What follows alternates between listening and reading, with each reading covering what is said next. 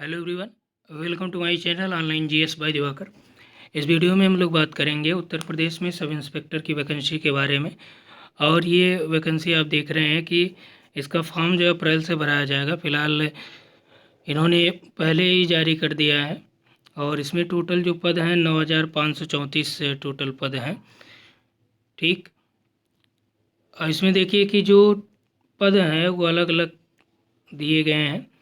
एक तो आपका अनरिजर्व कैटेगरी में 3,613 पद हैं, ईडब्ल्यूएस में 902 पद हैं, ओबीसी में 2,437 यानी 2,437 हैं, एससी में 1,895 हैं, एसटी में 180 पद हैं। और इसमें आरक्षण का पालन आप देख ही रहे हैं कि स्वतंत्रता संग्राम सेनानियों के लिए जो पद हैं वो टोटल आपका 180 इसमें दिया गया पदों की संख्या। और भूतपूर्व सैनिक के लिए 451 है, महिलाओं के लिए स्पेशल है। यहाँ पे देखिए महिलाओं का भी आरक्षण है, ये 1,805 पद हैं टोटल महिलाओं के। ठीक, और इसमें मैं आपको आगे इसका सिलेबस भी दिखा दूंगा। इसमें देखिए प्लाटून कमांडर का जो है इसमें ईडब्ल्यूएस का 194 है, सॉरी अनरिजर्व का 194, ईडब्ल्यूएस 48 है, ओबीसी का 131 है और एससी का 101 है, एसटी का 10 है। ठीक, सीधी भर्ती द्वारा भरे जाने वाले उक्त पदों के सापेक्ष यानी हॉरिजॉन्टल में जो सीधी भर्ती है उसके अकॉर्डिंग ये है। तो फिलहाल हम लोग आ जाते हैं आवेदन पे। यहाँ पे देखिए कि आवेदन प्रारंभ होने की तिथि 1 अप्रैल 2021 से 30 अप्रैल 2021 तक है। यानी कि जो आपका ये फॉर्म भरा जाएगा वो 1 अप्रैल से भरा जाएगा। ठीक, यहाँ पे एक चीज़ ये लिखा गया है, इसको आप लोग पढ़िएगा कि प्रथम परीक्षा के पूर्व किसी भी समय रिक्तियों की संख्या परिवर्तित हो सकती है।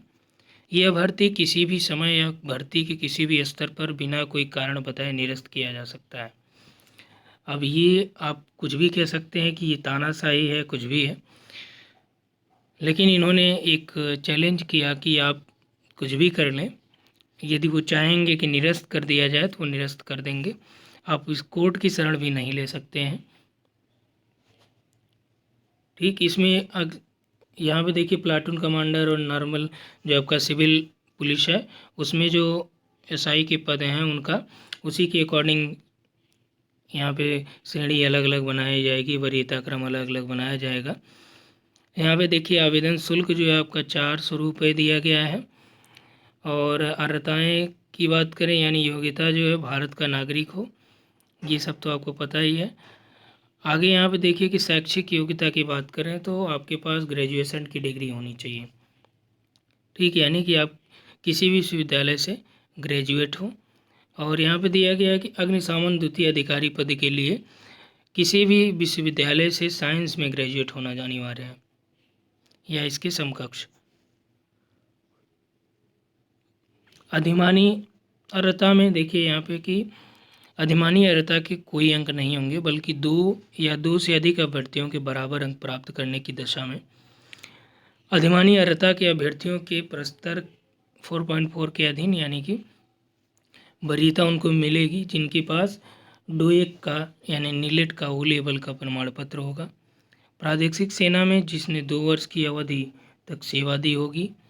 राष्ट्रीय कैडेट कोर का बी सर्टिफिकेट जिसे प्राप्त हुआ होगा। तो ये अधिमानी अर्हता है कि यदि मान लीजिए कि कोई 25 मार्क्स पाए और दूसरा भी 25, तो उनकी यही अर्हताएँ पहले देखी जाएंगी। यदि ये दोनों का सेम है तो उसमें एज देखा जाता है कि जिसका एज ज़्यादा है उसको वरीयता मिलेगी। भर्ती के लिए क्या क्या आवश्यक है कि व्यक्ति जो है 1 जुलाई 2021 को 21 वर्ष की आयु प्राप्त कर लिया हो, 28 वर्ष की से अधिक आयु की आयु पूर्ण न की हो, अर्थात कि उसका जन्म जो है 1 जुलाई 1993 के पहले न हुआ हो तथा 1 जुलाई 2021 के बाद न हुआ हो। यहाँ पे देखिए चरित्र से संबंधित भी बातें की गई हैं। वैवाहिक स्थिति, शारीरिक स्वस्थता की बात है, भर्ती प्रक्रिया ऑनलाइन लिखित परीक्षा ये होगी।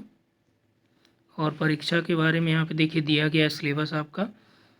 सामान्य हिंदी 100 नंबर का होगा। मूल विधि संविधान सामान्य ज्ञान 100 नंबर का होगा। संख्यात्मक मानसिक योग्यता परीक्षा 100 नंबर की होगी। मानसिक अभिरुचि परीक्षा या बुद्धि परीक्षा या रीजनिंग ये 100 नंबर का होगा। ठीक, तो टोटल ये आपका सिलेबस है जो इसके अकॉर्डिंग दिया गया है। और ये टोटल आपका 2 घंटे का सिलेबस ये एग्ज़ाम होगा। ठीक, और नॉर्मलाइजेशन भी इसमें लागू रहेगा। नॉर्मलाइजेशन का मतलब ये कि आप कितना अधिक गलत करते हैं इसमें ये भी ध्यान दिया जाएगा, तो जितना आए उतना ही। और यहाँ पे देखिए कि प्रत्येक विषय में 35% अंक और कुल 50% अंक प्राप्त करने वाले जो अभ्यर्थी हैं वो पात्र माने जाएंगे। और जो इतना नहीं प्राप्त कर सका उसे बाहर कर दिया जाएगा। पिछली वाली वैकेंसी में आप लोगों ने देखा ही था। और इसमें देखिए कि किस तरह से है। इसमें देखिए कि उपरोक्त परिस्थितियों के अधीन जहाँ कहीं इस नियम के शब्द अंक आया हो उसका तात्पर्य प्रसामान्यीकृत अंक होगा। अर्थात कि ऑनलाइन लिखित परीक्षा में प्रतिभाग करने वाले समस्त अभ्यर्थी के प्रत्येक विषय के मूल प्राप्तांकों का प्रसामान्यीकरण करने के पश्चात जिन अभ्यर्थियों के प्रसामान्यीकृत प्राप्तांक प्रश्नपत्र के प्रत्येक विषय में 35% तथा चारों विषयों में कुल 50% नहीं होंगे, वे अभ्यर्थी चयन प्रक्रिया के अगले चरण में प्रतिभाग करने हेतु पात्र नहीं माना जाएगा। अर्थात कि चारों विषयों में कुल 50% अंक होने चाहिए। प्रत्येक विषय में 35%, यानी कि जो आपका अलग अलग विषय है सब में जो है 35% मार्क्स और टोटल जो है उसमें 50% मार्क्स ये अनिवार्य है।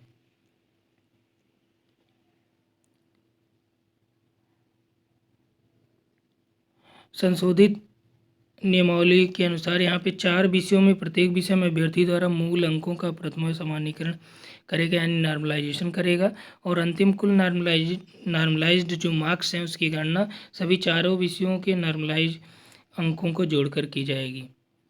और इसमें देखिए लिखित परीक्षा का जो पाठ्यक्रम है वो भी मैं आपको दिखाता हूँ अभी।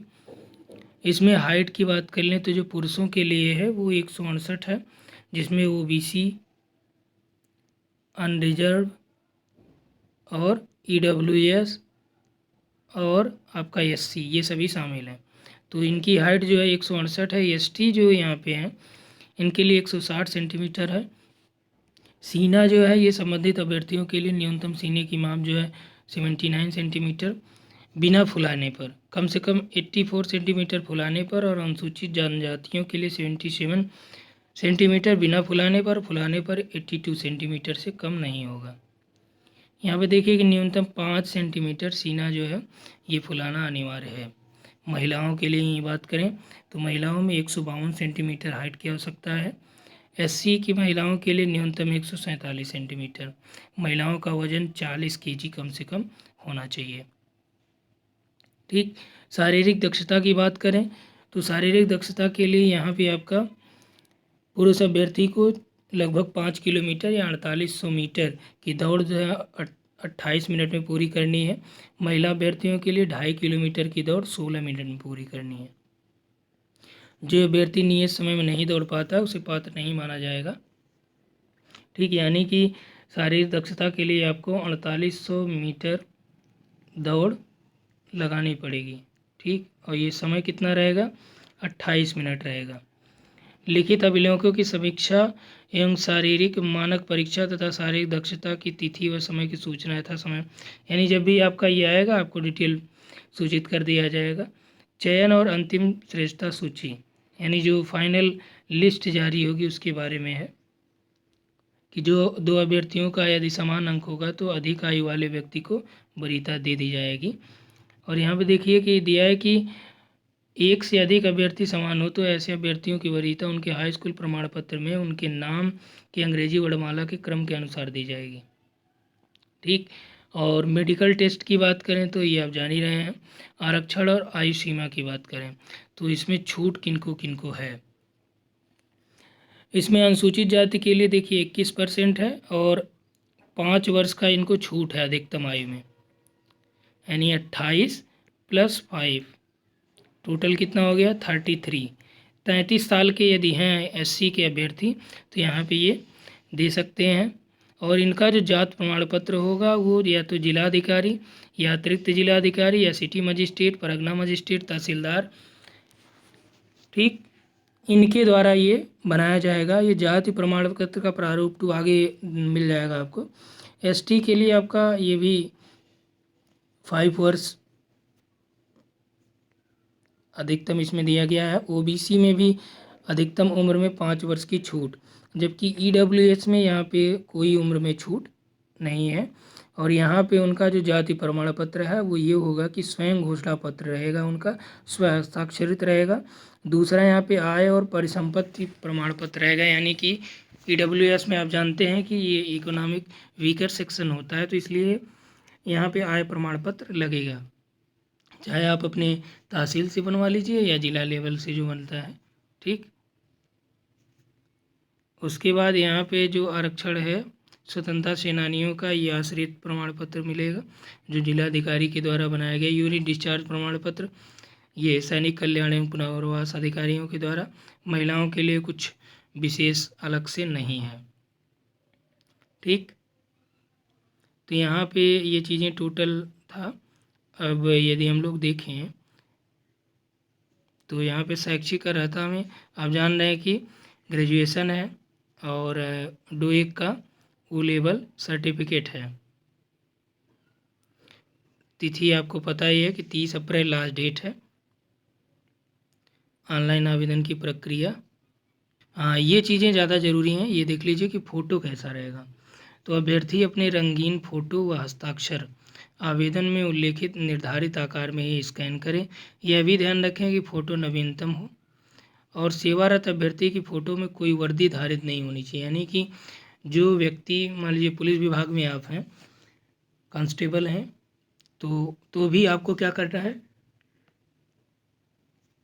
जो वर्दी की फ़ोटो है या आप वर्दी में फ़ोटो नहीं लगा सकते हैं। अभ्यर्थी का फोटोग्राफ निम्न मानक के अनुसार होना चाहिए। चेहरे स्पष्ट दिखने चाहिए और चमक या छाया नहीं होनी चाहिए। नामांकन के लिए केवल 6 महीने के भीतर का फ़ोटो ही लिया जाएगा। कंधे दोनों शोल्डर जो है साफ दिखने चाहिए। सफ़ेद या हल्के ग्रे रंग की सादी पृष्ठभूमि होनी चाहिए, यानी जो बैकग्राउंड है वो भूरा हो या सफ़ेद रंग का होना चाहिए, ठीक। और जो ठुड्डी से शिखर तक का ये साफ दिखता हो, 70% भाग आच्छादित होना चाहिए। मुंह बंद हो, आंखें खुली होनी चाहिए। चेहरे के दोनों किनारों पे जो कान है आप ये साफ दिखता हो तभी आप उस पर लगाइएगा, क्योंकि हो सकता है बाद में रिजेक्ट कर दे, तो इसका कोई कैमरे पर आपकी नज़र सीधी होनी चाहिए। चश्मा पहनने की स्थिति में आंखें साफ दिखनी चाहिए। ग्लास रंगीन नहीं होना चाहिए।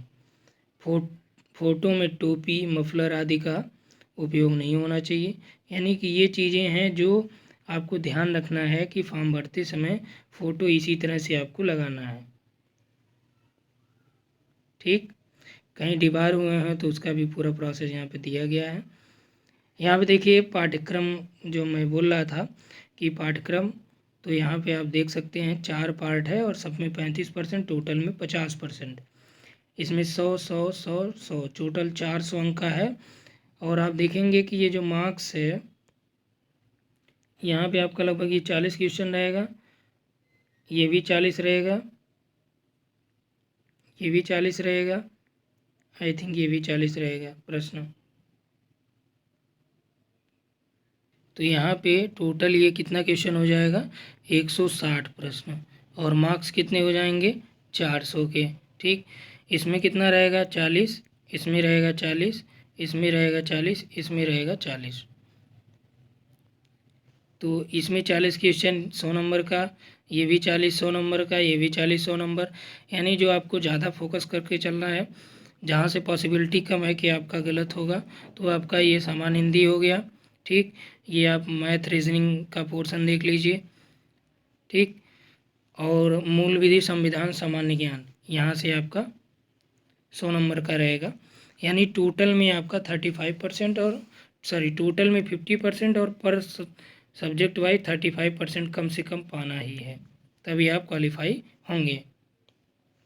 हिंदी के सिलेबस में देखिए यहाँ पे हिंदी और अन्य भारतीय भाषाएं, हिंदी व्याकरण का मौलिक ज्ञान होना चाहिए, हिंदी वर्णमाला का, तद्भव तत्सम का, पर्यायवाची है, विलोम शब्द है, अनेकार्थक है, वाक्यांशों के लिए एक शब्द है, और समरूप यानी कि समानार्थी वाले शब्द हैं, अशुद्ध वाक्यों को शुद्ध करना है, लिंग, वचन, कारक, सर्वनाम, विशेषण, क्रिया, काल, वाच्य, अव्यय, उपसर्ग, प्रत्यय, संधि, समास, विराम चिन्ह, मुहावरा, लोकोक्तियाँ, रस, छंद, अलंकार और अपठित बोध, प्रसिद्ध कवि, लेखक एवं उनकी प्रसिद्ध रचनाएं, हिंदी भाषा में पुरस्कार। ठीक, ये सभी हिंदी के हो गए। मूल विधि, संविधान और सामान्य ज्ञान में आप देखें तो मूल विधि संविधान में आईपीसी है, सीआरपीसी है, महिला, बच्चे, अनुसूचित जाति के सदस्यों को संरक्षण देने संबंधी विधिक प्रावधान है, यातायात के नियम हैं, ये भी जो बदल भी गए हैं, पर्यावरण संरक्षण से संबंधित, वन्यजीव संरक्षण से, मानवाधिकार संरक्षण से, सूचना अधिकार यानी कि राइट टू इन्फॉर्मेशन, आयकर अधिनियम, भ्रष्टाचार निवारण, ये आप स्क्रीनशॉट भी ले सकते हैं। तो बेसिकली मूल विधि संविधान हो गया। और सामान्य ज्ञान में आपका देखिए सब है, सामान्य विज्ञान भी है, स्वास्थ्य विज्ञान भी है, इतिहास है, और अर्थव्यवस्था हो गया, कृषि है, वाणिज्य व्यापार है, जनसंख्या, पर्यावरण, नगरीकरण है, विश्व का भूगोल, भारत का भूगोल है, प्राकृतिक संसाधन है, राष्ट्रीय अंतर्राष्ट्रीय महत्व के विषय यानी करंट अफेयर्स भी है, यूपी स्पेशल भी है। यहाँ पे देखिए यूपी में राजस्व, पुलिस व्यवस्था, ये सभी चीज़ें, यानी कि आपको यूपी स्पेशल भी इसमें देख के जाना पड़ेगा। ठीक, उसके बाद यहाँ पे देखिए कि जो मैथ का पोर्शन है, मैथ में आपका संख्यात्मक योग्यता परीक्षा, इसमें नंबर सिस्टम वगैरह है।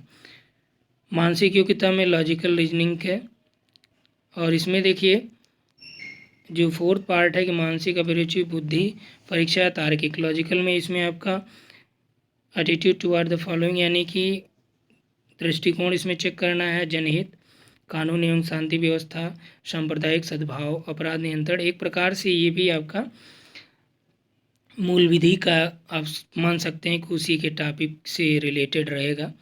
बुद्धिलब्धि परीक्षा, इसमें आपका रिलेशनशिप एंड एनालॉगी टेस्ट रहेगा। ठीक, तार्किक परीक्षा, यहाँ पे आपका सिमिलरिटी, समानता, differences, space visualization, problem solving, analysis, judgement, decision making, visual memory, ठीक, discrimination, observation, relationship, concept, arithmetical reasoning, verbal and figure classification, arithmetical number series, ये सभी यानी कि आपका रीजनिंग में रहेगा। और जो जात प्रमाण पत्र आपका बनेगा वो इसी टाइप का बनेगा। ठीक, ये तो जो जात प्रमाण पत्र तहसील से बनता है, ज़िले से बनता है, सेम वही फॉर्मेट इन्होंने दे रखा है। एससी और एसटी के लिए जो बात किया गया था प्रारूप 2 का, तो एससी एसटी का प्रमाण पत्र इस तरह से होना चाहिए और ये चीज़ें लिखा होना चाहिए। ये भी बना बना प्रारूप आपका मिलता है। ठीक, उत्तर प्रदेश स्वतंत्रता सेनानियों के लिए ये है और कर्मचारियों के लिए ये है जो राज्याधीन कर्मचारी हैं। ठीक, ईडब्ल्यूएस के लिए जो स्वयं घोषणा पत्र है वो इस तरह से रहेगा। क्लियर? तो इस वीडियो में इतना ही। यहाँ पे हम लोगों ने पूरा कंप्लीट डिस्कशन किया कि क्या सिलेबस है, कितनी पोस्ट हैं, किस किस वर्ग में कितने पोस्ट हैं, सारी चीज़ें। ठीक, तो इस वीडियो में इतना ही। Thanks for watching.